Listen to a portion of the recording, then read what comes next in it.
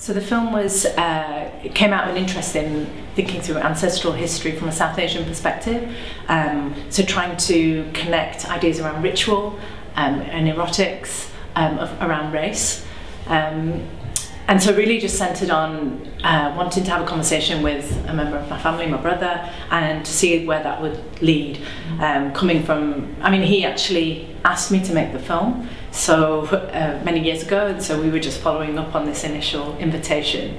But it kind of coincided with some questions I had around how you might position oneself politically in the current climate in a way that didn't centre trauma or didn't might be an activism around pleasure and sexual agency.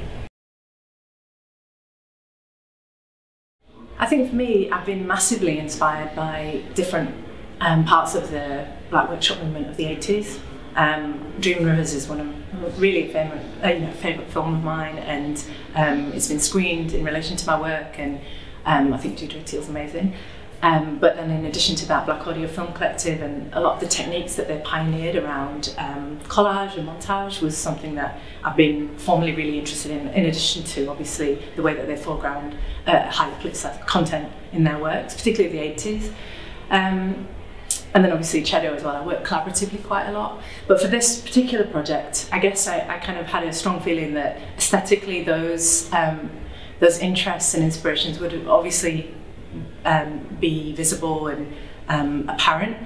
But actually there was two works that I was really inspired by. One of that particular era, which is an Ingrid Pollard work, which was Pastoral Interlude, and that kind of really drove some of the green spaces that appear in the film, and this sense of these liminal, semi-industrial, rural spaces that can be sort of transgressive spaces as well. And also then an artist, filmmaker called Barbara McCulloch, who was part of the LA Rebellion, and one film of hers in particular called Water Ritual, which was from the late 70s, and thinking through this sort of ritual process.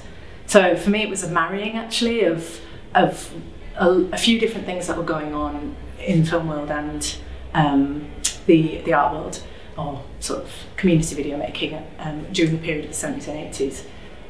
But really trying to situate it within a contemporary context. I mean, those were kind of guidelines, but really actually I didn't think too strongly about trying to reproduce something that might reflect what was happening in the workshop era.